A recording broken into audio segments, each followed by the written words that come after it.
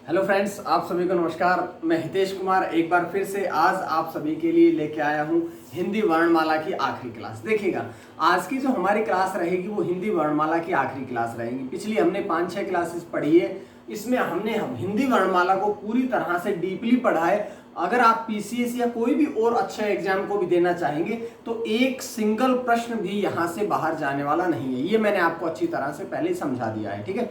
अब मैं आपसे आज 6-7 प्रश्नों पे चर्चा करूंगा जो और भी इंपॉर्टेंट होते हैं, जो बहुत इंपॉर्टेंट प्रश्न हैं। इन प्रश्नों पे चर्चा होने के बाद आपका कोई प्रश्न वर्णमाला से नहीं छूटेगा। और आज की क्लास के आखिरी में मैं सभी जितने भी स्वर मैंने अभी तक पढ़ाए हैं उनके सभी के उच्चारण स्थान, पहले स्वरों के भेद, यानी कि जब शुरू से मैंने व्यंजन पढ़ाने लगा हूं, व्यंजनों का पूरा मैं आपको हल्का सा स्पीड से मैं आपको रिवीजन कराऊंगा आज की क्लास के आखिरी में। तो चलिए आज की क्लास को हम शुरू करते हैं।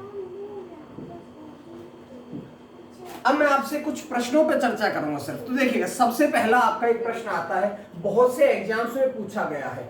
एक आपसे प्रश्न पूछा जाता है कि अमात्रिक शब्द कौन सा है। देखिएगा, आपसे पूछा जाता है कि अमात्रिक वर्ण कौन सा है। सबसे पहले तो अमात्रिक वर्ण पे चर्चा करेंगे। तो अमात्रिक वर्ण क्या होता है? देखिएगा, अमात्रिक वर्ण क्या होता है पहले तो ये समझिएगा। तो इसी शब्द को अगर हम समझेंगे तो सबसे पहले हमारे सामने निकल के आएगा कि अ और मात्रिक। देखिएगा, मैं आपको सिर्फ अमात्रिक समझा रहा हूं, अमात्रिक समझा रहा हूं। तो अगर मैं आपके सामने इस अमात्रिक को लिखना चाहूंगा तो ये कैसे लिखा जाएगा?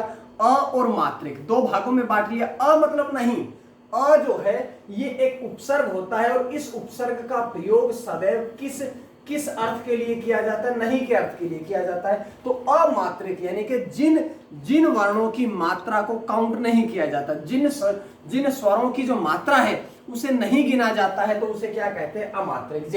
जैसे अगर आपको याद हो तो मैंने आपसे कहे थे स्वर कितने हैं, तो स्वरों की संख्या कितनी है? स्वरों की संख्या कितनी है? देखिएगा, मैं आपसे बात कर रहा हूं कि मैंने आपसे पहले कहा था कि स्वरों की संख्या कितनी है? 11 है। ये बात मैं आपसे बता चुका हूं। उसके बाद में मैंने ये भी आपसे कहा था कि मात्राओं की संख्या कितनी है, तो इनकी संख्या होती है 10। मतलब कि एक ऐसा स्वर जरूर बचा है आपका जिसकी कोई मात्रा नहीं होती है। कौन सा है वो? तो मैंने जब आपसे ये बताई होगी बात तो ये कहा होगा कि अ एक ऐसा वर्ण है, अ एक ऐसा वर्ण है जिसकी मात्रा नहीं होती है। तो अ को ही हम क्या कहेंगे? अमात्रिक वर्ण कहेंगे। अब इसे केवल हम अमात्रिक वर्ण नहीं कहेंगे बल्कि इसे हम, क्योंकि इसकी जो मात्रा है वो दृश्य नहीं होती है, दिखती नहीं है, इसलिए हम इसे एक और नाम दे सकते हैं। क्या? उदासीन वर्ण भी कह सकते हैं, उदासीन वर्ण भी कह सकते हैं। उसके बाद में मैंने बहुत से आपको अ से संबंधित कम से कम 10-12 प्रश्न बताए थे, तो वो सारे आप लोगों को याद होने चाहिए, ठीक है। हम इसको क्या कह सकते हैं? केंद्रीय स्वर भी कहते हैं, इसको मध्य स्वर भी कहा जाता है, अल्प प्राण भी होता है, सघोष भी होता है। ये सारी बातें मैंने अ के बारे में आपको बता दी है। लेकिन दो प्रश्न आपके डायरेक्टली पूछे जाते हैं। सबसे पहला तो ये कि अमात्रिक वर्ण कौन सा है, दूसरा ये कि उदासीन वर्ण कौन सा है। समझ में आ गई बात? अब यहां से वर्ण की बात हुई है, लेकिन आपके पिछले एग्जाम्स में एक प्रश्न पूछा गया कि अमात्रिक वर्ण नहीं बल्कि अमात्रिक शब्द बताइए। देखिएगा, आपसे पिछली परीक्षाओं में पूछा गया कि अमात्रिक शब्द बताइएगा। तो अमात्रिक वर्ण की बात नहीं हो रही, अब बात हो रही है अमात्रिक शब्द की। तो आपको इतनी सी बात तो पता होना चाहिए कि अमात्रिक अमात्रिक अमात्रिक मतलब कि जहां मात्रा नहीं लगे, तो जब वर्ण के ना लगे तो अमात्रिक वर्ण, और जब शब्द के ना लगे तो वो क्या कहलाएगा? अमात्रिक शब्द। जैसे मैं आपके सामने लिखता हूं पल पल। पल पल शब्द का क्या पूरा अर्थ है बिल्कुल पल पल का पूरा अर्थ है, लेकिन इसमें जितने भी वर्णों का प्रयोग हुआ है क्या उनमें अ के अलावा कोई मात्रा है? नहीं है। मतलब अ के अलावा कोई मात्रा नहीं है, तो फिर क्या हुआ कि इन सभी वर्णों में केवल अ की मात्रा है, और अ की मात्रा होती है तो इसे हम क्या कहते हैं? अमात्रिक कहते हैं। तो एक आसान सी बात आप लोगों के सामने मैंने बताई है।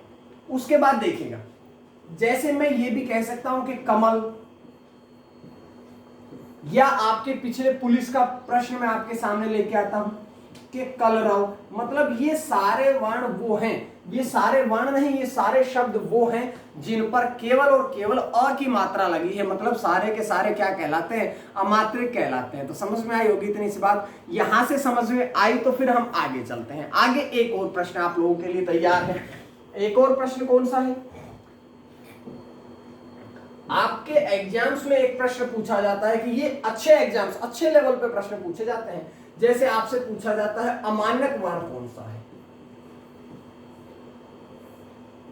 आपसे पूछा जाता है कि अमानक वर्ण कौन सा है। तो देखिए ध्यान रखिएगा, इसको भी, इस शब्द को भी अगर हम दो टुकड़ों में बांट करके पढ़ेंगे, अमानक वर्ण, अमानक मतलब कि अ और मानक, अ और दूसरा हम इसको जोड़ेंगे मानक।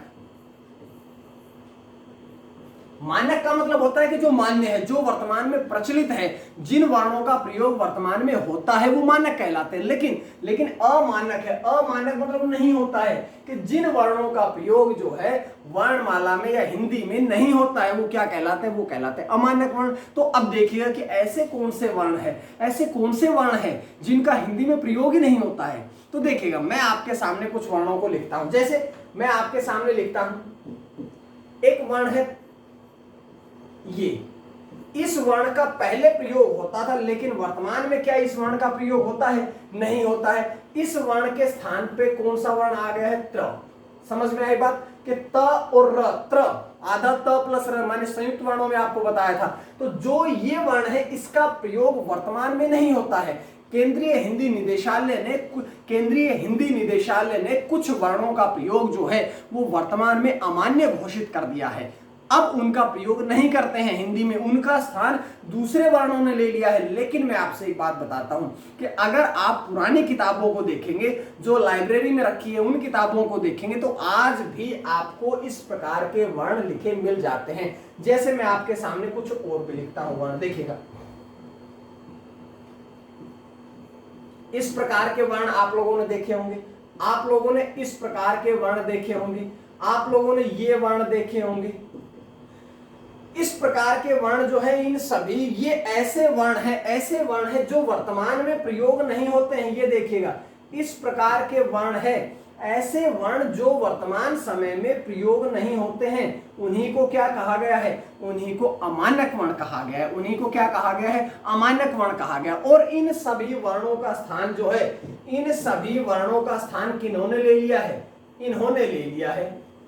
ये देखिएगा, मतलब कि जो पुराने वर्ण थे, जिन वर्णों का प्रयोग हिंदी में, प्रयोग और प्रचलन दोनों समाप्त हो चुका है, वही आपके अमानक वर्ण कहलाते हैं। ठीक है, समझ में आई होगी बात। और इतनी सी बात अगर आपको समझ में आई तो बताइएगा कि अमानक अगर आपके प्रश्न में आता है तो कौन से अमानक होंगे आपके, जो आपके पहले वाले हैं ये सारे के सारे आपके क्या कहलाएंगे, ये आपके सारे के सारे अमानक वर्ण कहलाएंगे, अमानक वर्ण कहलाएंगे। तो ये बात आपको समझ में आई होगी। देखिएगा मैंने सिंपल सी एक आपको बात बताई है, सिंपल सी एक आपको बात बताई है कि भैया कोई कुछ वर्ण ऐसे हैं जिन वर्णों का प्रचलन और प्रयोग हिंदी में समाप्त हो चुका है, प्रचलन और प्रयोग हिंदी में समाप्त हो चुका है, जो क्या कहलाते हैं, अमानक कहलाते हैं।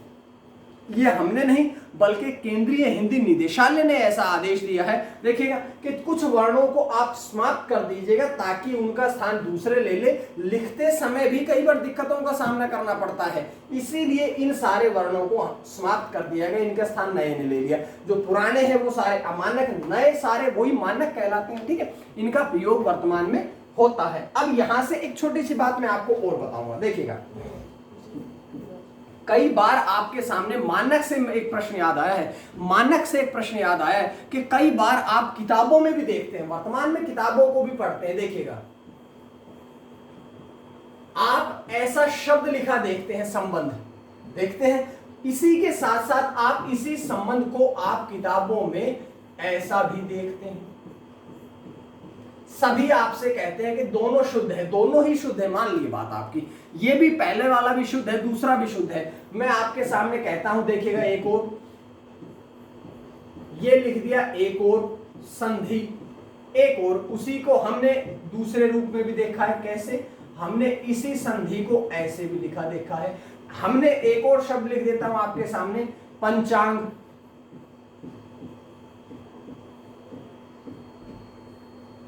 और इसी पंचांग को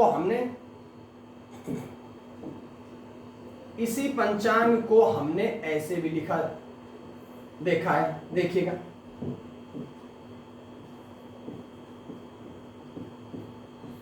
तो अब बात यह है कि आपने ये भी किताबों में देखा, ये भी किताबों में देखा, तो लेकिन आपसे पूछा जाए कि इनमें से शुद्ध कौन से हैं, मान लिया जाए कि दोनों ही शुद्ध है, लेकिन अगर आपके ऑप्शन में दोनों में से कोई एक मिलता है तो आप उस एक को कर देते हैं शुद्ध। लेकिन कभी कभी जैसे यूपीएसआई 2017 में प्रश्न पूछा गया था संबंध वाला, आपसे पूछा जाए कि यही दोनों के दोनों भी ऑप्शन में मिले आपको, और इसके साथ साथ दो और लिख देता हूं मैं, ऐसे ही सेम इनको ऐसे ही करके लिख देता हूं आपके सामने।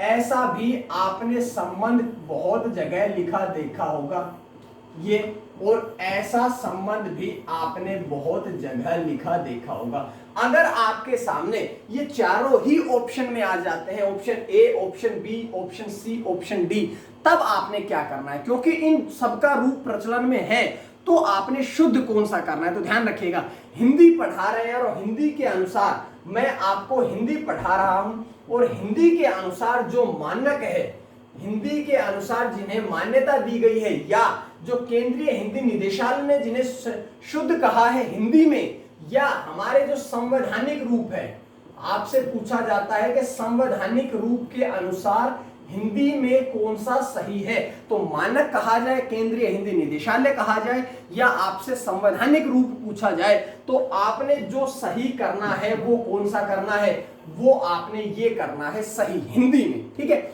अगर आपसे यही प्रश्न सेम संस्कृत में पूछा जाता है तो आप ये सही करेंगे संस्कृत में आप इसको सही करेंगे, ठीक है कि नहीं। लेकिन आप हिंदी में किसे सही करेंगे, आप संबंध को शुरू करेंगे, अनुनासिक वर्ण को शुरू करेंगे, पंचमाक्षर वाले वर्ण को शुद्ध करेंगे, ठीक है। तो ये आपका हिंदी में सही होगा, और जो आपका संस्कृत में सही होने वाला है वो कौन सा है, ये आपका संस्कृत में सही होने वाला है। कौन सा, ये देख लीजिएगा, ये आपका संस्कृत में सही होगा, ठीक है। तो ये बात आपने समझ लेनी है कि हिंदी के अनुसार हमारा सही कौन सा होगा, संबंध रहेगा। ऊपर जो आप बिंदु लगाते हैं उस बिंदु वाला प्रश्न जो है, ऑप्शन जो है, वो विकल्प जो है वो आपका सही रहेगा। ये सारी बातें थी, ठीक है। अभी मैं आपसे एक चर्चा और भी करूंगा कि जो बिंदु लगते हैं कितनी प्रकार के लगते हैं, उन पे भी चर्चा करूंगा कि 4 प्रकार के जो बिंदु है हिंदी वर्णमाला में वो कहां कहां लगते हैं, उन सब पे भी मैं आपसे आज की क्लास में चर्चा करूंगा। लेकिन उससे पहले मैं आपसे 2-3 प्रश्न और बताता हूं। जैसे आपके प्रश्न में पूछा जाता है कि आगत वर्ण की पहचान करें। अब देखिएगा, आगत वर्ण की पहचान करें, मैं आपके सामने एक पीसीएस का प्रश्न रखता हूं, उसके बाद में आपने पहचानना है, उसमें थोड़ी गहराई में क्या बताया गया वो मैं आपको बताता हूं। देखिएगा, आपके ऑप्शन ए पे लिखा है क, ऑप्शन बी पे लिखा है ज, ऑप्शन सी में लिखा है फ, ऑप्शन डी में लिखा है ओ। अगर आपके प्रश्न में पूछा गया है, क्योंकि ये पीसीएस का प्रश्न है लेकिन ये वर्ण नहीं लिखा था, वहां ये लिखा गया था कि आगत व्यंजन, आगत स्वर की पहचान करें। तो ध्यान रखिएगा, मैं आपसे स्वर व्यंजन सब की बात करता हूं। तो मैंने आपसे कहा कि मैंने आपसे पूछा वर्ण, तो वर्ण के अंतर्गत तो स्वर भी आता है और व्यंजन भी आता है। अगर आपसे वर्ण कह दिया जाए तो आपने समझना है कि स्वर और व्यंजन दोनों को ही आप वर्णों में शामिल करते हैं, क्योंकि वर्ण के 2 भेद हैं, पहला स्वर, दूसरा व्यंजन। ये सारी बातें हो गई थी। उसके बाद में जो मैं आपसे बताने वाला हूं कि अगर वर्ण पूछा गया है, अगर आपका वर्ण पूछा गया है तो ये भी सही है, ये भी सही है, ये भी सही है। क्यों? क्योंकि ये व्यंजन है, ये स्वर है, ये तीनों बाकी व्यंजन है। ये तीनों के तीनों आपके व्यंजन होते हैं और ये आपका क्या होता है, स्वर। आपका यही प्रश्न बन के आया था यूपी पीसीएस में प्रश्न पूछा गया, और उस प्रश्न में जो पूछा गया था वो ये पूछा गया था कि इनमें से कौन सा आगत व्यंजन नहीं है, आगत व्यंजन नहीं है, इनमें से कौन सा आगत व्यंजन नहीं है। तो देखिएगा, हमने केवल आगत देखा था वहां पर, और आगत देखने के बाद तुरंत दिमाग में आया कि भाई ये तो चारों ही आगत है, लेकिन ये समझिएगा कि ये तीनों व्यंजन है और ये क्या है, स्वर है। तो ऐसे प्रश्न जब आप फेस करते हैं तो थोड़ा सा आपने अटेंटिव होना है, दिमाग को सही रखना है कि भैया हमारा आगत व्यंजन नहीं है, ये नहीं है। क्यों? क्योंकि ये तो स्वर है, आगत जरूर है लेकिन ये स्वर नहीं है ना, ये स्वर है, व्यंजन नहीं है। समझ में आई बात? तो आप ध्यान रखिएगा। हमारे सबसे पहली बात तो मैं आपको बताता हूं, आगत स्वर कौन सा होता है। ये है हमारा आगत स्वर। आगत स्वर हमारा एक है, कौन सा? केवल और केवल ओ। कहां से आया? ये आपका अंग्रेजी भाषा से आया है। आसान बात बता चुका हूं। उसके बाद में दूसरा देखिएगा, मैंने आपसे पूछा कि आगत स्वर नहीं कहा, मैंने आपसे कहा कि आगत व्यंजन की पहचान करें। अब मैंने आपसे आगत व्यंजन पूछा तो देखिएगा, आगत व्यंजन में क, ख, ग, ज, फ, इस प्रकार के जो वर्ण है वो सारे के सारे आपके कहां आ जाते हैं? आगत व्यंजनों में आ जाते हैं। ठीक है। अब एक बात और बताता हूं, एक व्यक्ति का नाम लेता हूं,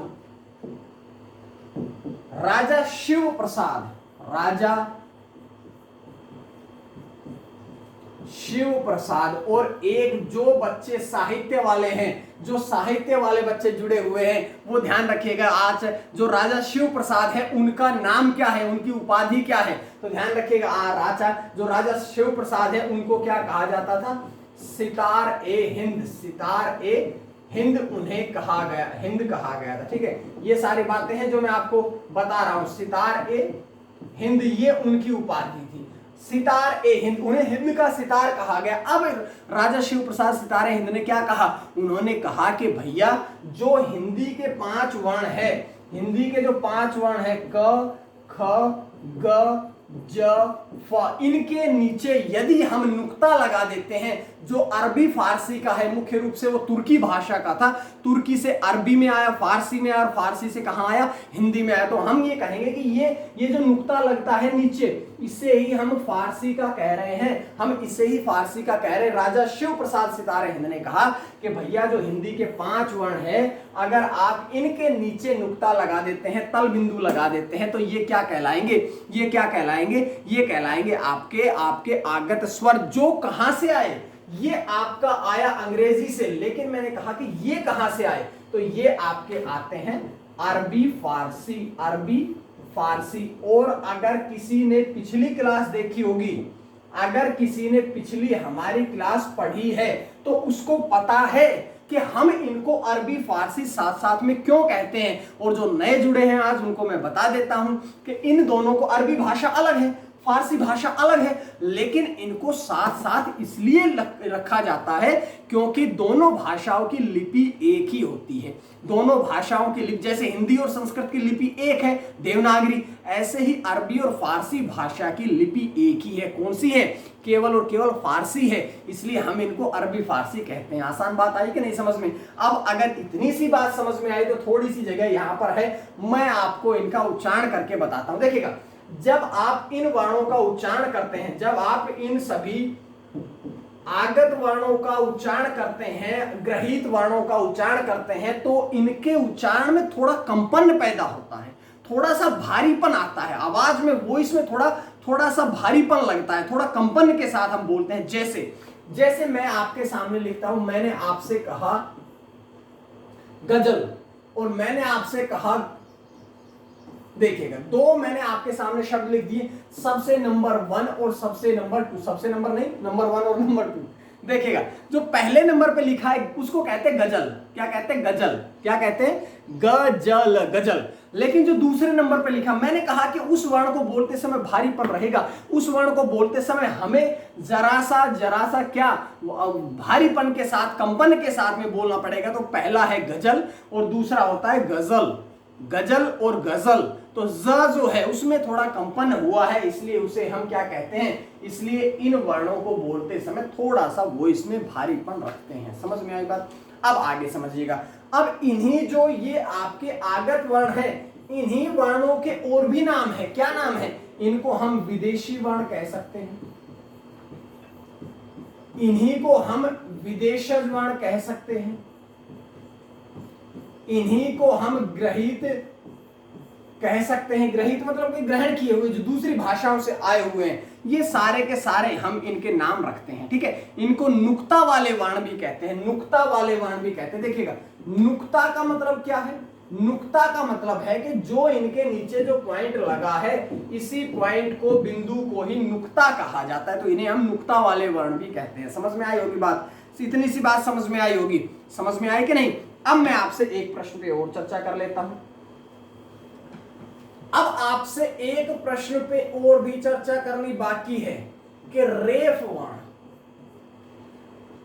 रेफ वर्ण क्या होता है? रेफ वर्ण ये होता है कि केवल इसका संबंध, इस वर्ण का संबंध सिर्फ और सिर्फ किससे होता है?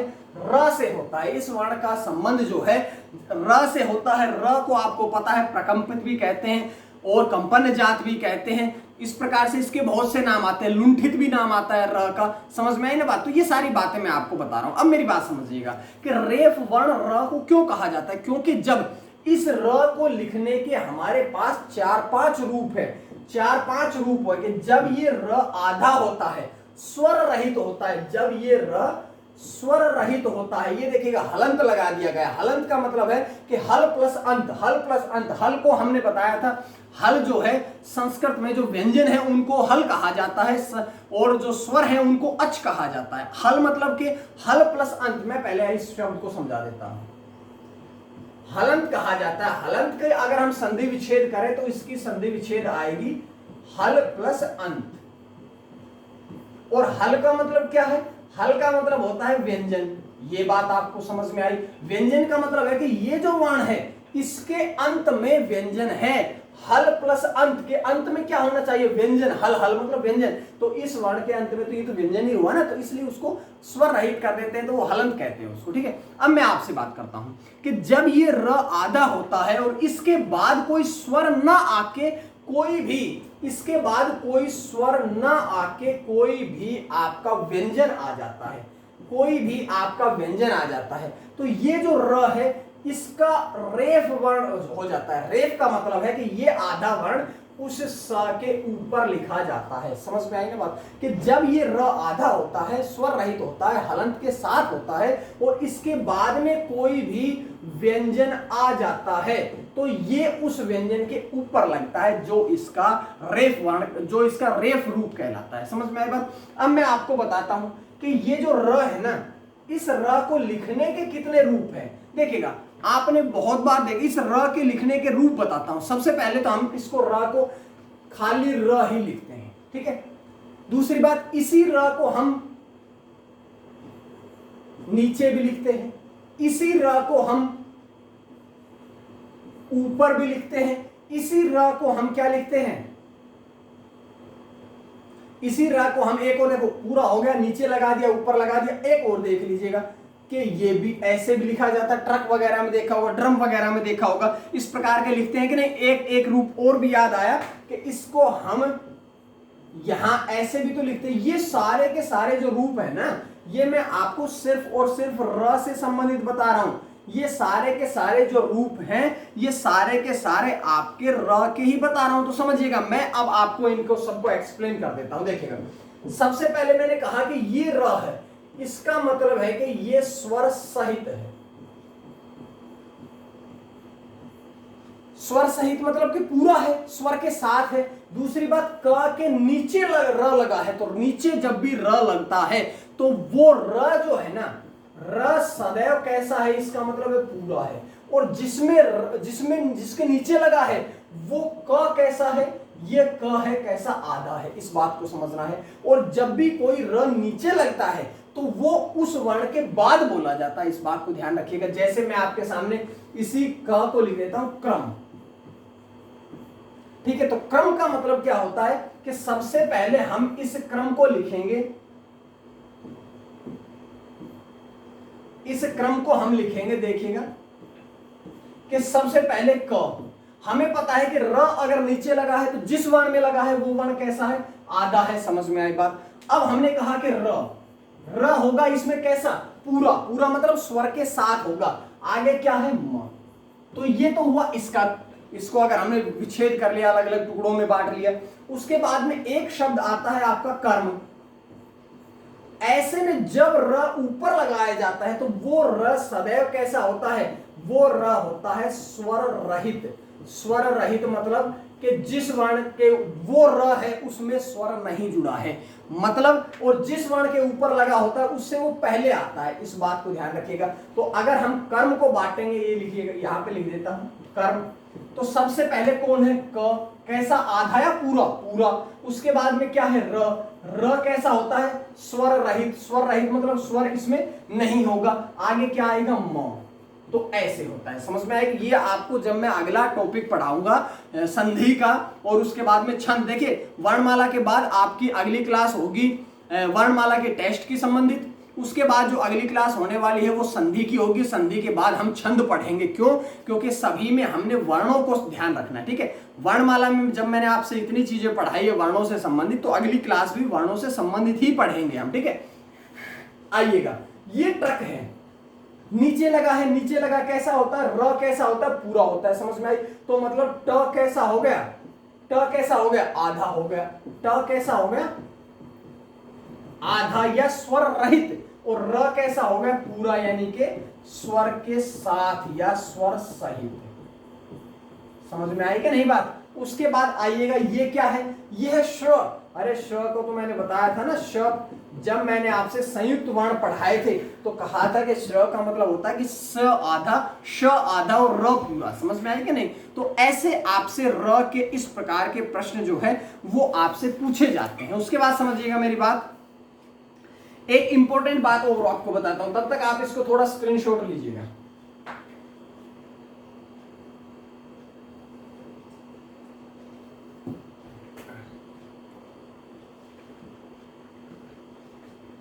उसके बाद बात करते हैं कि शब्दकोश में वर्णों का स्थान। देखिएगा, आज इस वर्णमाला में से मैं कोई भी नई चीज छोड़ने वाला नहीं हूं।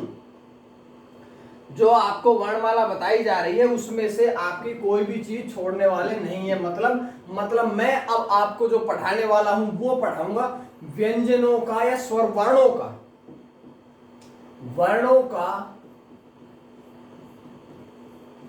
शब्दकोश में क्रम।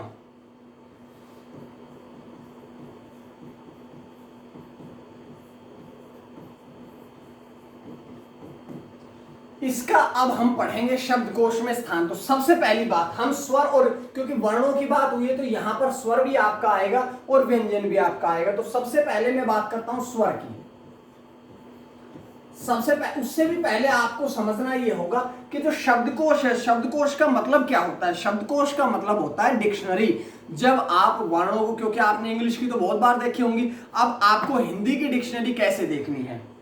तो जो हिंदी की डिक्शनरी होती है उसमें सबसे पहले किस वर्ण का नाम आता है, तो स्वर या व्यंजन। सबसे पहले तो स्वर आएगा, स्वर आएगा तो क्योंकि स्वर सबसे पहले आते हैं। तो स्वर में सबसे पहले स्वर में कौन सा आएगा, तो देखिएगा, अगर मैं आपसे यहां बात करता हूं स्वरों की, तो सबसे पहला जो वर्ण है आपका आता है अनुनासिक, अनुस्वार यानी कि अंग। सबसे पहले ध्यान रखिएगा, सबसे पहले अंग आता है। उसके बाद में क्या आता है, उसके बाद में आता है चंद्र बिंदु। उसके बाद में क्या आता है, उसके बाद में आता है आपका विसर्ग। देखिएगा, अयोगवा सबसे पहले आ गए हैं, ये अयोगवा में अनुस्वार और विसर्ग, बीच में आपका चंद्र बिंदु। अब जैसे आप हिंदी में स्वरों को लिखते हैं वो सारे के सारे स्वर उसी क्रम से आएंगे। जैसे अब आप आइएगा अ में, दूसरा आपका आ, तीसरा ई, दीर्घ ई, उ, दीर्घ उ, री, ए, आय, ओ, औ। ये आपके सारे के सारे कौन हुए, ये आपके सारे के सारे स्वर हुए हैं। समझ में आई बात, समझ में आई कि नहीं। अब अगर आपके स्वर समाप्त होते हैं तो फिर क्या आते हैं, उसके बाद आपके आते हैं व्यंजन। तो व्यंजनों का क्रम भी वही है जो आपका होता है, व्यंजनों का सेम क्रम है जो आपका होता है। 4 वर्णों का ध्यान रखना है। कौन कौन से ध्यान रखना है मैं आपके साथ में बताता हूं। देखिएगा, सारे के सारे सबसे पहले तो हम वर्ण लिखेंगे। सबसे पहले क, ख, ग, घ, अंग, च, छ ज झ य। उसके बाद ट ठ ड ढ अण, त थ द ध और न। उसके बाद आपका आता है प फ ब भ और म। उसके बाद में ये आपके स्पर्श व्यंजन आते हैं। स्पर्श व्यंजनों के बाद आपके सेम वही य र ल व और आपके आते हैं श श स, ये सारे आ गए। लेकिन जो मैं आपसे बात बताने वाला हूं, अब जो आपको बात पता चलेगी, कौन सी बात पता चलेगी कि इसके बाद हमारे संयुक्त वर्ण भी आते हैं। संयुक्त वर्ण कौन कौन से आते हैं देखिएगा, क्ष त्र त्र ज्ञ और श, ये चार आपके आते हैं। लेकिन अगर हम इन चारों को बांटेंगे तो सबसे पहले ये होता है क प्लस श, त प्लस र, ज प्लस यो, श प्लस र, ऐसा होता है कि नहीं। तो यहां से जो समझने की बात है, यहां से जो आपकी समझने की बात है, ये समझना, यहां सेम क्रम चलेगा, लेकिन इन चारों को आपने ध्यान रखना है। इन चारों को क्या ध्यान रखना है कि ये मिलके बने हैं जिनके दो दो वर्णों के मेल से। तो जो आपका पहला वर्ण आएगा उसी के बाद इसका स्थान आएगा। यानी कि शब्दकोश की अगर मैं बात करूं तो क्ष का स्थान किसके बाद आता है, ऐसा आपसे प्रश्न पूछा जा चुका है कि क्ष का स्थान निम्नलिखित में से किन वर्णों के बाद आता है। तो सबसे पहले ये इसके मेल से बना है तो इसके बाद आएगा ये। अगला त के बाद आएगा त्र, तो त कहां है, ये त के बाद क्या आएगा, त्र। उसके बाद ज्ञ, ज के बाद क्या आएगा, यहां पर ये हमने कर दिया ज्ञ। और श्र किसके बाद आएगा, श के बाद में, तो यहां पर हमारा कौन आ जाएगा, श्र। तो इस प्रकार से ये बात आपने समझनी थी। ये होता है हिंदी में वर्णों का क्रम। उसके बाद एक दिमाग में बात और भी आनी चाहिए, कौन सी, कि भैया अभी आपके द्विगुण भी बचे हैं, ड और ढ द्विगुण भी तो बचे हैं। लेकिन आप एक बात को ध्यान में रखना, हिंदी में कुछ वर्ण ऐसे होते हैं जिनसे किसी भी शब्द का निर्माण नहीं होता है। यानी कि जिस वर्ण से किसी भी शब्द की शुरुआत में नहीं लगाते हैं। कौन कौन से, दो तो ये आ गए, इनसे कोई भी शब्द नहीं बनता है। पहली बात, इनका प्रयोग सदैव शब्द में बीच में आता है या बाद में आता है, पहले स्थान पर इनका नाम नहीं आता। दूसरी बात, तीन वर्ण आपके ये भी होते हैं जिनका आपका हिंदी में जिनसे कोई भी शब्द शुरू नहीं होता है। तो ध्यान रखिएगा, मैंने आपको सिर्फ 5 वर्ण बताए हैं। 5 वर्ण कौन से बताए हैं, जो 5 वर्ण बताए हैं, 3 वर्ण ये और 2 वर्ण ये, इनसे कोई भी हिंदी में शब्दों का क्रम शुरू नहीं होता है। तो इन सबको आपने पढ़ लेना है, ध्यान में रखना है ये 5 वर्णों को, ठीक है। इतनी सी बात समझ में आई होगी आपको। और अगर इतनी सी बात समझ में आई तो ये सारा हिंदी में शब्दकोश में वर्णों का स्थान होता है। आसान सी बात बताई थी, इतनी सी बात बताई थी।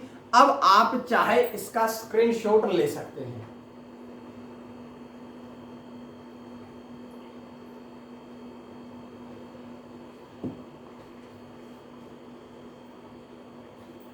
अब देखिएगा, मैं आपसे एक बात और कर लेता हूं कि हिंदी में कुछ संयुक्त ध्वनियां होती हैं। इंपॉर्टेंट प्रश्न है, हिंदी में कुछ संयुक्त ध्वनियां होती है, कौन कौन सी। सबसे पहले मैं बात करता हूं कि जो हिंदी में संयुक्त ध्वनियां जुड़ती हैं, हिंदी में संयुक्त ध्वनियां 3 प्रकार की होती हैं। कैसे,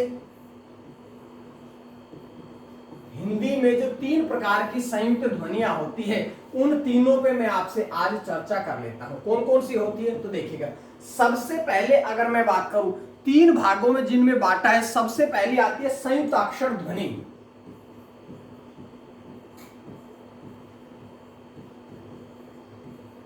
सबसे पहली आती है संयुक्त अक्षर ध्वनि। दूसरी कौन सी आती है, संपृक्त ध्वनि।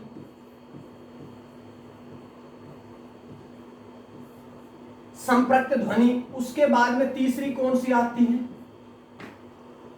द्वित्व।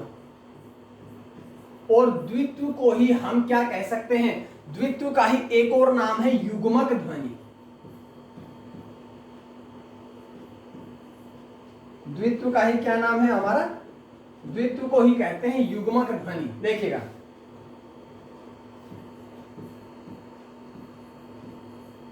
ये 3 भागों में बांट ली है। अब आपने समझना है कि ये तीनों हैं क्या, ये तीनों क्या हैं। तो देखो सबसे पहले हमने कहा कि संयुक्त अक्षर ध्वनि का मतलब होता है, जैसे मैंने आपका लिख दिया न्याय, मतलब ये हुआ कि देखिएगा अब पहले सबसे पहले अगर हम इनको अलग अलग करें तो न, य, आ,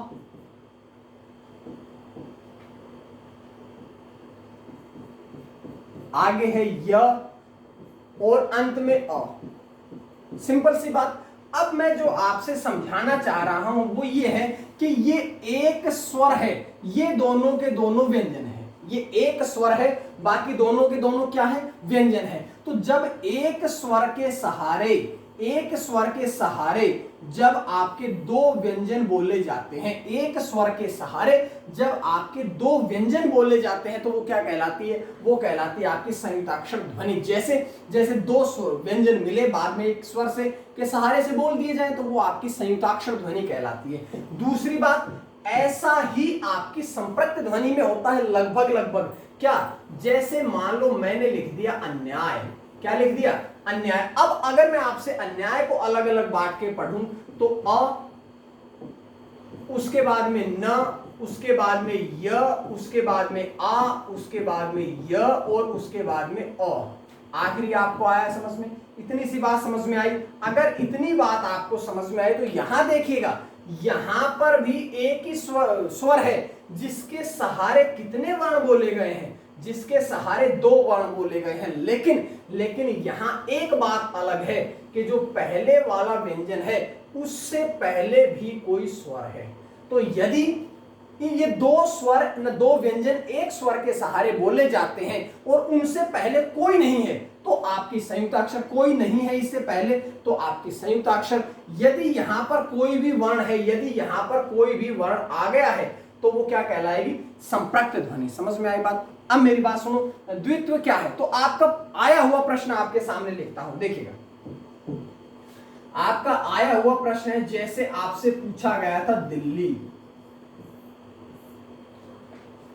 दिल्ली में क्या है कि यहां ल और ल यानी कि 2 वर्ण कैसे वर्ण, 2 समान वर्ण है, 2 समान व्यंजन है, 2 समान व्यंजन एक ही स्वर के सहारे बोले जाते हैं। यहां तो मुश्किल नहीं है कि जब 2 समान व्यंजन एक ही स्वर के सहारे बोले जाते हैं तो वो आपकी द्वित्व कहलाती है, वो आपकी युग्मक कहलाती है। कुत्ता, कच्चा, पक्का, ये सारे के सारे जो बात है ये किस में आते हैं, द्वित्व में आते हैं, युग्मक में आते हैं। आसान सी बात आपको समझाइए, आसान सी बात समझाइए कि नहीं। तो ये सारी बातें आपने समझनी पड़ेंगी। उसके बाद आपके सामने 2-3 बातें और पड़ी है।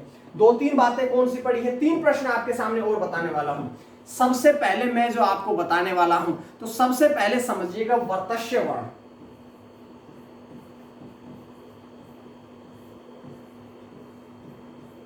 वर्तस्य वर्ण क्या होता है, देखिएगा वर्तस्य वर्ण क्या होता है कि 4 वर्ण ऐसे हैं, न, र, ल, स, न, र, ल, स, न, र, ल और स। इन चारों वर्णों को हम क्या कहते हैं, इनको हम कहते हैं हम वर्तस्य वर्ण। क्यों कहते हैं, क्योंकि इनको बोलते समय जीभ जो है वो झटके के साथ लुढ़कती है, झटके के साथ, या ऐसा कहते हैं कि जरा सा दंतमूल को, जरा सा मूर्धा को स्पर्श करती है या छूती है या छूने का प्रयास करती है। इनको जब भी आप बोलते हैं तो जो जीभ है वो ऊपर के दंतमूल स्थान को, किसको, दंतमूल स्थान को या वर्तस्य स्थान को छूती है या छूने का प्रयास करती है। वर्तस्य स्थान मतलब ऊपर के मूर्धा को या तो छूती है या उसको छूने का प्रयास करती है। इसलिए इन चारों वर्णों को आपने ध्यान रखना है। क्या कहते हैं हम इन्हें कहते हैं वर्तस्य वर्ण। समझ में आई बात। और अगर आपको समझ में आई बात तो एक प्रश्न और यहां से समझ लीजिएगा। आपका आया हुआ प्रश्न है अनुरणात्मक शब्द। अनुरणात्मक क्या होता है, तो देखिए अनुरणात्मक का मतलब है अनुकरण करना। अनुकरण करने का मतलब क्या होता है, अनुकरण करने का मतलब सिंपल सा होता है कि अनुकरण करने का मतलब है कि एक जैसा करे वैसा ही करना है।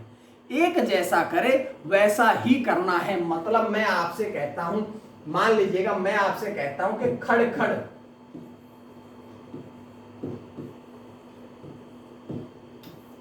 मैं आपसे कहता हूं धीरे धीरे, मैं आपसे कहता हूं पल पल। तो यहां देखिएगा कि क्या एक ही वर्ण का ही अनुकरण, क्या समान का अनुकरण हुआ है? सेम ऐसे थे, सेम ऐसे, सेम ये, सेम ये, सेम ये, सेम। कि जब एक जैसे समान वर्णों का अनुकरण किया जाता है, जब समान वर्णों का अनुकरण किया जाता है तो उसे अनुरणात्मक शब्द कहते हैं। चल चल, धीरे, कल कल, पल पल, मल मल, ये सारे के सारे जो शब्द आते हैं, यानी कि एक जैसे जो आते हैं, वो आपके क्या कहलाते हैं? अनुरणात्मक कहलाते हैं। और आज की क्लास का, वर्णमाला की क्लास की आखिरी स्लाइड जो मैं आपको पढ़ाने वाला हूं, मैं आपको पढ़ाने वाला हूं कि जो बिंदु होते हैं, हिंदी में बिंदु के कितने प्रकार हैं, देखिएगा।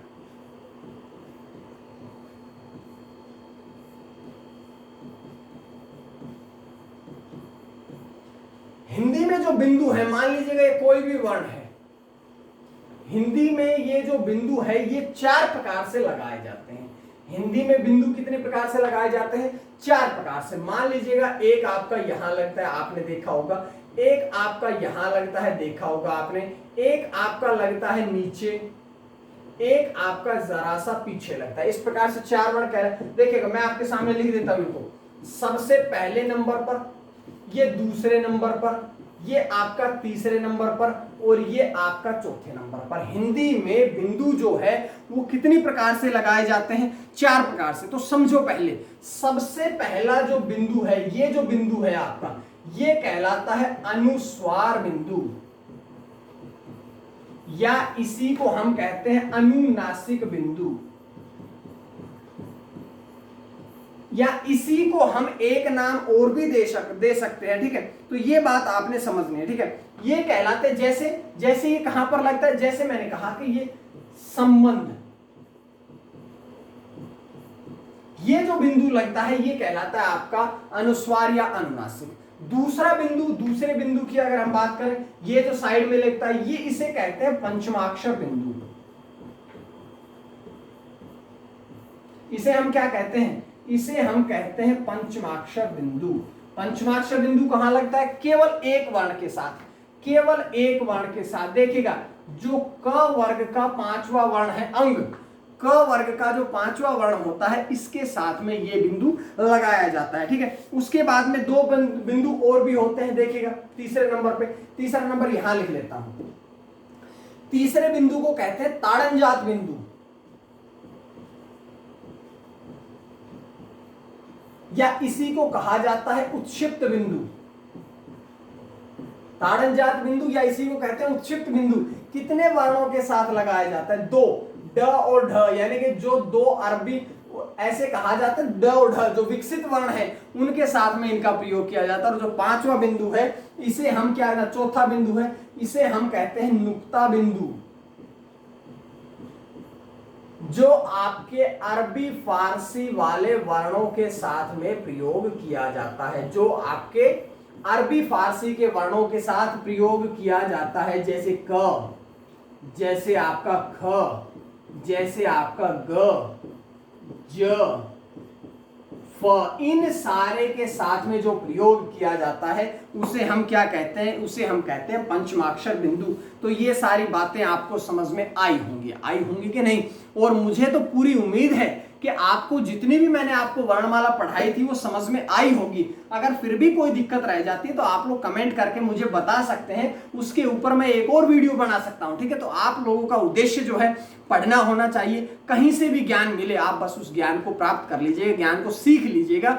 ज्ञान प्राप्त करना ही आपका उद्देश्य होना चाहिए। जो आपको बढ़िया पढ़ाता है, आप जहां से आपको, हालांकि सब बढ़िया पढ़ाते हैं, जो आपको अच्छा से समझ में आए बस उसी के साथ लगे रहिएगा। आपका काम है ज्यादा से ज्यादा नॉलेज को प्राप्त करना। ठीक है, तो ये हमारी कुछ वीडियो थी। इतनी क्लासेस के अंदर मैंने आपको पूरी की पूरी जो वर्णमाला है वो समाप्त कर दी है। अब आज की क्लास की आखिरी बात जो मैं आपको बताने वाला हूं, ये मैं आपको बताऊंगा कि जब मैंने आपसे व्यंजन शुरू किए थे उन व्यंजनों पे चर्चा करता हूं। तो अब मैं आपसे बताने वाला हूं कि जितने भी मैंने आपसे व्यंजन पढ़ाए हैं उन सभी व्यंजनों का मैं आपके सामने दोबारा से रिवीजन कराता हूं। तो चलिए करते हैं शुरू व्यंजनों का रिवीजन। चलिएगा, सबसे पहली स्लाइड में मैंने आपसे बताया था कि भैया व्यंजन का क्या होता है, अर्थ कि जो स्वरों की सहायता से बोले जाते हैं वो क्या कहलाते हैं, व्यंजन कहलाते हैं। दूसरी बात, विच्छेद क्या है, वि अम जन, व्यंजन का संधि विच्छेद क्या है, वि अम जन, यहां पर यण संधि, यहां पर आपकी व्यंजन संधि। कितने भेद होते हैं, 3 भेद, स्पर्श व्यंजन, दूसरा होता है अंतःस्थ व्यंजन, तीसरा होता है आपका कौन सा, ऊष्म व्यंजन। 3 वर्ग हो गए। उसके बाद में मूल संख्या कितनी है, मूल संख्या इनकी 33 होती है। और अगर कुल संख्या की बात करेंगे तो 33 तो ये मूल वाले, साथ में 4 संयुक्त और 2 द्विगुण जुड़ जाते हैं, कुल संख्या 39, मूल संख्या 33 होती है। समझ में आई होगी बात। अब मैं आपसे बात कर लेता हूं, लिंग की बात करें तो सभी वर्णों का पुलिंग है, सभी वर्ण जो है, सभी व्यंजन और स्वर पुलिंग होते हैं, केवल ई और री, इन तीनों को छोड़ करके जितने भी सारे होते हैं वो सारे के सारे आपके क्या कहलाते हैं, ये 3 स्त्रीलिंग है, बाकी सब पुल्लिंग होते हैं। ठीक है, अब मैंने आपसे दूसरी स्लाइड में क्या पढ़ाया था कि भैया स्पर्श व्यंजन। देखिएगा, स्पर्श व्यंजन का मतलब है कि जब जीभ जो है वो मुख के किसी ना किसी भाग को स्पर्श करती है बोलते समय, उच्चारण करते समय, तो वो आपके स्पर्श व्यंजन कहलाते हैं। इनको कितने भागों में बांट दिया था, इसके वर्ग 5 है, ग्रुप 5 है, अल्फाबेट कितने होते हैं, 25 होते हैं, संख्या कितनी होती है, 25 होती है। अब मैंने आपसे कहा कि 5 वर्ग है, कवर्ग, चवर्ग, टवर्ग, तवर्ग, पवर्ग, प्रत्येक वर्ग में 5-5 वर्ण है। उसके बाद मैंने आपको क्या बताया था, उसके बाद अगर आपको याद हो तो इन्हीं स्पर्श व्यंजनों के बहुत से नाम ऐसे होते हैं जो मैंने आपको उस दिन पढ़ाए थे। ठीक है, तो मैंने आपसे उस दिन क्या बताया था, देखिएगा, इन्हीं को हम वर्गीय व्यंजन भी कहते हैं, वर्गीय व्यंजन भी इन्हीं को कहते हैं, क्योंकि 5 वर्गों का समूह जो है वो वर्ग कहलाता है। उदित व्यंजन भी कहते हैं, क्यों, क्योंकि संस्कृत में कु, चू, टू, तू, पू बनते हैं, इनकी इत संज्ञा होने के बाद ही 5 वर्गों का निर्माण होता है, कवर्ग, चवर्ग, टवर्ग, तवर्ग, पवर्ग। अगर आपने, मैं थोड़ा स्पीड से इसलिए हूं क्योंकि मैं रिवीजन करा रहा हूं, अगर आपने क्लास नहीं देखी है पूरी तो आप डिस्क्रिप्शन में लिंक होगा, जाकर के देख लीजिएगा सारा। मैंने इनमें 6 क्लास आप लोगों के साथ अभी तक मैं पढ़ा चुका हूं, व्यंजनों की 6 क्लास में आपको पढ़ा चुका हूं, तो 6 क्लासों का रिवीजन 6 मिनट में करूंगा, बहुत ज्यादा समय नहीं लगाऊंगा, इनको पूरा एक्सप्लेनेशन मैं आपको दे चुका हूं। ठीक है, उसके बाद स्पर्श संघर्षी कोण कितने होते हैं, 4 होते हैं, च, छ, ज, झ। य क्यों नहीं होता है, क्यों नहीं होता है, ये इसलिए नहीं होता है च, छ, ज, झ, य, क्योंकि ये तो अनुनासिक कहलाता है। उसके बाद में जिह्वामूलीय, जिह्वामूलीय में 2 वर्ण थे, कौन कौन से, क और ख। क्यों, क्योंकि जब क और ख से पहले, क और ख से पहले जब वो विसर्ग लग जाता है तो इन्हें हम, इनका जिह्वामूलीय वर्ण कहते हैं। ठीक है, समझा दिया था।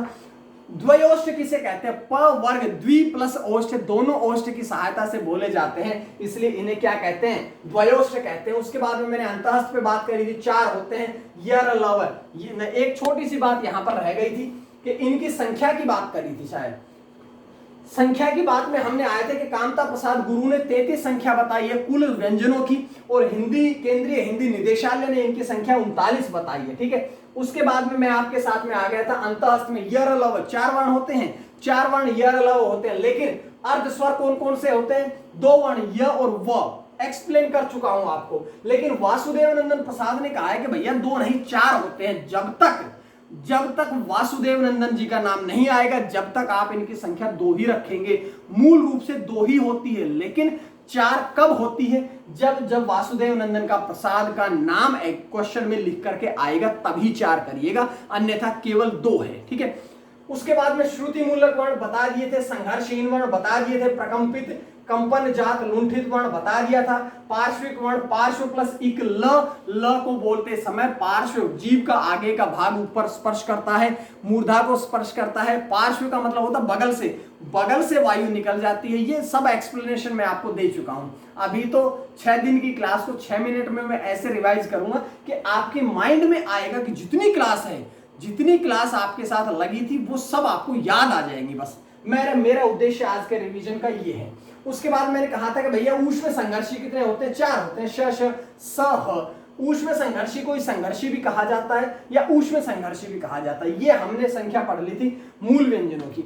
उसके बाद में आए थे संयुक्त वर्ण, कितने होते हैं, 4, क प्लस श, क्ष, त प्लस र, त्र, ज प्लस य, ज्ञ, श प्लस र श्र, इसका शुद्ध उच्चारण मैंने बताया था ज्ञ नहीं होता है, ज्य होता है। ठीक है, आप संस्कृत के किसी टीचर से मिलिएगा, वो आपको इसका शुद्ध उच्चारण बताएगा, या आप किसी संस्कृत से वो जो आपके पंडित जी होते हैं, हवन यज्ञ करने वाले होते हैं, या गुरुकुल के किसी विद्यार्थी से मिलते हैं, तो वो हमारी तरह इसका गलत उच्चारण नहीं करते हैं। हम इसका उच्चारण गलत करते हैं, अशुद्ध करते हैं, ज्ञ बोलते हैं, लेकिन इसका शुद्ध उच्चारण जो है वो ज्य होता है। समझ में आई होगी बात, क्लास में मैं आपको बता चुका हूं। इन्हीं को हम संयुक्त अक्षर कह चुके हैं, या संयुक्त अक्षर एक साथ कह चुके हैं। ठीक है, देख द्विगुण कितने होते हैं? 2 होते हैं। इनकी खास बात होती है कि इन्हें हम स्वर रहित नहीं कर सकते हैं। क्यों नहीं कर सकते हैं? क्लास में पढ़ा होगा, याद आई होगी, क्योंकि एक स्थान पर दो चिन्हों का प्रयोग करना वर्जित है, इसलिए हम एक स्थान पर 2 वर्णों का प्रयोग नहीं कर सकते। ठीक है, उसके बाद अगली में मैंने बताया था ड ढ। देखिएगा, बड़ी इंपॉर्टेंट बात है, इतने सारे नाम केवल आपके किसके आते हैं? आगत वर्ण के आते हैं, नहीं इनके उच्छिप्त के आते हैं। देखिएगा, इनका नाम है द्विगुण, इन्हीं को संकर वर्ण, इन्हीं को उच्छिप्त वर्ण, इन्हीं को उश्रिप्य कहते हैं, इन्हीं को ताड़नजात कहते हैं, इन्हीं को द्विस्पर्शी कहते हैं, इन्हीं को सघोष या घोष कहते हैं, इन्हीं को द्विस्पृष्ट कहते हैं, इन्हीं को नय वर्ण कहते हैं, इन्हीं को विकसित वर्ण कहते हैं, इन्हीं को नवीन वर्ण कहते हैं। इनका उच्चारण स्थान मूर्धा है, और दोबारा से जन्म लेने के कारण इनका नाम क्या पड़ गया है? द्विज पड़ गया है। तो इतने नाम आपने पढ़े हैं क्या कभी? हमारी क्लास में तो पढ़े ही होंगे आपने। उसके बाद उच्चारण स्थान की बात करी थी, अगली क्लास आई थी हमारी, उच्चारण स्थान पे मैंने चर्चा करी थी। तो उच्चारण स्थान को रटना नहीं है, उच्चारण स्थान को रटना है ही नहीं। सिंपल सा समझो, जो वर्ग है सारे के सारे लिख लिए। अब सबसे पहले मैं कहता हूं कि वायु पेट से निकली, कहां टकराई? कंठ में। सबसे पहला उच्चारण स्थान कहां हुआ? कंठ। सबसे पहला वर्ग कौन सा था? क वर्ग। कंठ हो गया कि नहीं? दूसरा उच्चारण स्थान कहां था? बस कंठ से निकली, कहां आया दूसरा स्थान? तालु। दूसरा वर्ग कहां आ गया? तालु। तालु के बाद कौन सा स्थान आता है? ऊपर, जहां पर चाय पीते समय जीभ के ऊपर का स्थान जो जल जाता है, मूर्धा कहलाता है। तीसरा स्थान मूर्धा आया, तीसरा वर्ग मूर्धा कर दिया। उसके बाद में मूर्धा के बाद क्या आता है? दांत। तो तीसरे के बाद चौथा आया दांत। सबसे बाहर का होठ, ये सबसे बाहर का होठ याद करने की जरूरत है क्या? फिर भी कुछ भाई ऐसे हैं जिनको नहीं आए समझ में, तो भैया एक छोटा सा मैंने आपको वो दिया था फॉर्मूला, KTM द्यो। के से कंठ, टी से तालु, एम से मूर्धा, द से दंत, ओ से ओष्ठ। अब तो याद हुआ, अब तो याद हुआ होगा, ये सारी चीजें हो गई है। तो फिर देखो, पांचवा वर्ण जो है पंचम अक्षर कहते हैं। पंचम, अरे प्रथम द्वितीय तृतीय चतुर्थ पंचम, पंचम अक्षर। पांचवें वर्ण को क्या कहेंगे? पंचमाक्षर कहेंगे। इसका उच्चारण करते समय मुख और नाक दोनों की सहायता लेनी पड़ती है, अनुनासिक, नासिका के अनुसार। अनुनासिक कह दिया, नासिक के कह दिया। ठीक है, उसके बाद आइएगा अगली बात में, वो अगली बात देखिएगा, ये अंतःस्थ लिख दीजिए, आपके ऊष्म लिख दिए। सेम सीक्वेंस में सबसे पहला कंठ को छोड़ दीजिए, कंठ छोड़ दिया, तालु में आया। पहला तालु था, ये तालु से टकरा गया। पहला ये भी तालु, ये भी तालु। दूसरा मूर्धा, ये श, ये र। इधर दंत, ये स, ये ल। उसके बाद में द्वयोष्ठ, जब आप व को बोलते हैं, द्वयोष्ठ नहीं दंत्योष्ठ, जब आप व को बोलते हैं तो ऊपर के दांत नीचे के ओष्ठ को हल्का सा स्पर्श करते हैं। बस समझ में आई होगी बात कि ऊपर के दांत नीचे के ओष्ठ, यानी कि ओष्ठ और दांत की सहायता किसने लेनी पड़ी? ये व को लेनी पड़ी। साथ में क्या आया? ह को बोलते समय तो सीधी वायु निकलती है, गले से टकरा के बाहर निकल जाती है। लेकिन हमने तो ये देख लिया ना, टकराई कहां? गले में। तो इसका उच्चारण स्थान कहां हो गया? कंठ हो गया। गला हुआ कि नहीं? उसके बाद आइएगा, ये रिवीजन है आपका, ये सारी क्लासेस में पढ़ा चुका हूं, बहुत ज्यादा 6 क्लास लगाई ये सब पढ़ाने में, आपको पता है, मेरे साथ आपने प्रयास किया है। प्राणत्व के आधार पर, वायु के आधार पर, श्वास के आधार पर कितने भागों में? 2 भागों में, अल्प प्राण, महाप्राण। अल्प का मतलब थोड़ा, महा का मतलब है ज्यादा। महा मतलब ज्यादा, जब कम वायु निकलती है मुख से अल्प प्राण, जब ज्यादा वायु निकलती है तो महाप्राण। अल्प प्राण को बताइए किस नाम से याद किया था? अल्प प्राण 135, 135, यानी कि सभी वर्गों का पहला, सभी का तीसरा, सभी का पांचवा अल्प प्राण कहलाया। बचा दूसरा चौथा, कहां आ गया? महाप्राण में आ गया। अ से अल्प प्राण, अ से अंतःस्थ, तो अंतःस्थ भी कहां आ गए? अल्प प्राण में। बाकी बचे क्या? ऊष्म, जो हमने कहां कर दिए? महाप्राण में कर दिए। ठीक है, उसके बाद में मैंने बात करी थी सघोष अघोष, घोषत्व के आधार पर, कंपन के आधार पर, नाद के आधार पर, गूंज के आधार पर वर्णों को कितने भागों में बांटा गया? 2 भागों में बांटा गया। कौन कौन से? सबसे पहले सघोष को ही घोष कहते हैं, और दूसरा अघोष। पहला दूसरा वर्ग अघोष, तीसरा चौथा पांचवा सघोष। तो देखिएगा, ये दोनों को क्या कह दिया गया? अघोष, श श स, और ये तीसरा चौथा पांचवा सघोष। ठीक है, उसके बाद में ध्यान रखिएगा, अघोष में पहला दूसरा तीसरा चौथा पांचवा, सघोष में य र ल व ह, सघोष में श श स आपका अघोष में। ठीक है, अब मैंने कहा था कि आपसे बताया था नाम कि आचार्य भोलानाथ तिवारी ने कहा है कि भैया कामता प्रसाद गुरु ने, भोलानाथ तिवारी जी ने तो री के बारे में बताया था, कामता प्रसाद गुरु ने कहा कि भैया सभी स्वर सघोष होते हैं, साथ साथ में अल्प प्राण होते हैं। मैं आपको ये रिवीजन करा चुका हूं। उसके बाद में देखिएगा ह के कितने नाम बताए थे मैंने आपको, अगर आपको याद हो, क्लास में आप थे, बताइएगा ह के नाम। सबसे पहले ह ऊष्म होता है, ऊष्म संघर्षी भी कहते हैं, उच्चारण स्थान कंठ होता है, इसे काकल्य या काकल वर्ण भी कहा जाता है, इसे अलिजिह्वा वर्ण भी कहा जाता है। क्यों कहा जाता है उसके लिए तो आपने क्लास देखनी पड़ेगी, क्योंकि अब मैं अगर दोबारा रिवीजन करना करूंगा तो फिर हर बच्चा नया होगा मेरे लिए, तो हर बच्चे कहेंगे कि आप रिवीजन ही कराओ, पढ़ाओ नहीं फिर में, तो आप पिछली क्लास जाकर के देखिएगा। उसके बाद में महाप्राण कहा था, सघोष कहा था, स्वर यंत्रमुखी, इतने सारे नाम ह के हो गए थे। अगली बात मैंने आपको यर अलावा से भी बताई थी, ये लो ये आ गया, ये क्या है अंतःस्थ है, ये क्या है अर्धस्वर है, ये क्या है अल्प प्राण है, ये क्या है सघोष है, ये क्या है श्रुति मूलक वर्ण है, ये क्या है संघर्षहीन है, ये क्या है तालव्य है। उसके बाद में मैं आ गया था कहां पर, र पे। र कैसा वर्ण है, अंतःस्थ है, प्रकंपित है, कंपन जात है, सघोष है, अंतःस्थ लिख दिया था, दोबारा फिर आ गया, कोई बात नहीं। लुंठित, वर्तस्य और मूर्धा, मूर्धन्य वर्ण कहते हैं, ये बात बताई थी। उसके बाद में आ गए थे ल में, तो ल में क्या है भैया, ल कैसा है, अंतःस्थ है, कहां से बोलते हैं, दंत से। अल्प प्राण या महाप्राण, अल्प प्राण, सघोष, पार्श्विक, वर्तस्य कह दिया था आपको। व कैसा वर्ण है, अंतःस्थ है, क्या है, अल्प प्राण है, कैसा है, सघोष है, क्या कहते हैं, श्रुति मूलक कहते हैं। ये उच्चारण स्थान दंतोष्ठ या दंत्योष्ठ दोनों कह सकते हैं।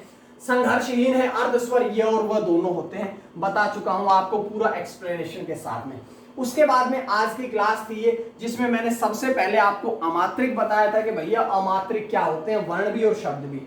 उसके बाद मैंने बताया था कि कुछ आते हैं आपके प्रश्न पीसीएस वगैरह में पूछे हुए हैं कि अमानक वर्ण कौन से कहते हैं, तो ये सारे अमानक वर्ण हैं। उसके बाद में मैं आया था कि भैया मानक और संवैधानिक हिंदी में कौन सा रूप होता है, ये होता है, संस्कृत में कौन सा होता है, ये होता है, ठीक है, तो ये बात बताई थी। उसके बाद आए थे कि भैया आगत वर्ण होते हैं, कुछ बाहर से आए हुए होते हैं। स्वरों में एक है ओ, जो कि हॉस्टल में, डॉक्टर में लगता है, केवल और केवल इंग्लिश वर्णों के शब्दों के साथ लगता है, और इंग्लिश वाले के साथ लगने के कारण ये आया भी कहां से, अंग्रेजी भाषा से आया। उसके बाद में मैंने कहा इसी को हम विदेशी कहते हैं, विदेशज कहते हैं, ग्रहित कहते, नुक्ता कहते हैं, ये सारी बात बताई थी।